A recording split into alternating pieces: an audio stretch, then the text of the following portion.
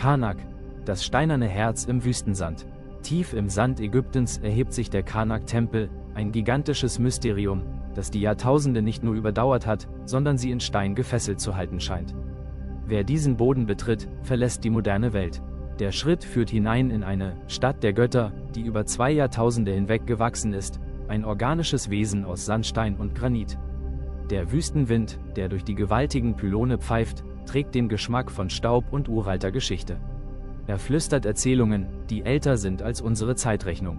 Davor erstreckt sich der gewaltige Säulensaal, ein versteinerter Wald aus 134 gigantischen Pflanzen, die die Decke des Himmels zu stützen scheinen. Hier, im Schatten dieser Kolosse, beginnt der Verstand zu zweifeln. Man fühlt sich klein, fast unbedeutend, beobachtet von stummen Wächtern. Doch das Schweigen der Ruinen ist trügerisch. Es birgt ungelöste Fragen, die wie Echos von den wuchtigen Mauern widerhallen.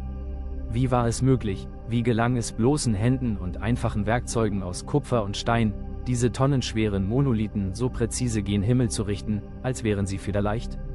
Die Wissenschaft spricht von riesigen Rampen aus Schlammziegeln, von der unendlichen Geduld tausender Arbeiter.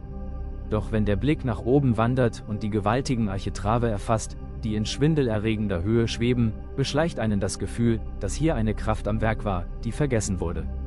War es reine Muskelkraft, oder kannten die Baumeister Geheimnisse der Akustik und Mechanik, die im Strom der Zeit verloren gingen? Und dann ist da die Präzision. Dieser Ort ist nicht zufällig in die Wüste gesetzt. Er ist ein Instrument. Wie konnten ihre Erbauer den Lauf der Sterne und der Sonne so exakt berechnen, ohne Teleskope, ohne Computer?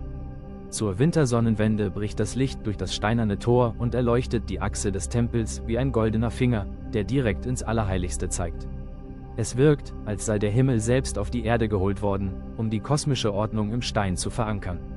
Man erzählt sich, dies sei der Ort des Zep-Tepi, des ersten Mals.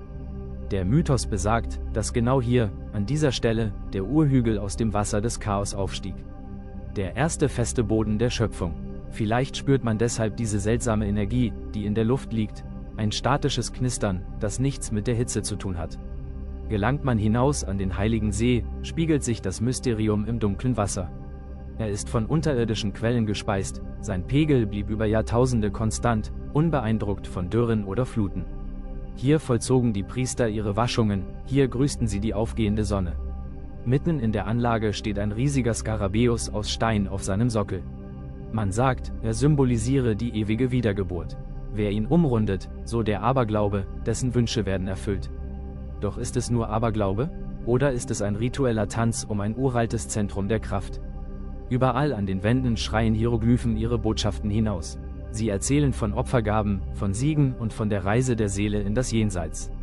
Doch zwischen den Zeilen der offiziellen Geschichte verbirgt sich mehr. Wie viel Wissen über Medizin, über Energie und über das Universum ist in diesen Symbolen kodiert, das noch immer nicht entschlüsselt wurde? Die Bilder sind sichtbar, aber wird ihr wahrer Sinn verstanden? Der Karnak-Tempel ist mehr als eine Ruine. Er ist ein steinerner Speicher der Menschheit. Ein Ort, an dem die Grenze zwischen Wissenschaft und Magie verschwimmt. Die Steine kennen die Antwort auf alle Fragen. Sie haben Imperien aufsteigen und zu Staub zerfallen sehen. Sie wissen, wer sie wirklich gebaut hat und warum. Doch sie schweigen. Sie bewahren ihr Geheimnis für jene, die nicht nur mit den Augen, sondern mit der Seele zuhören.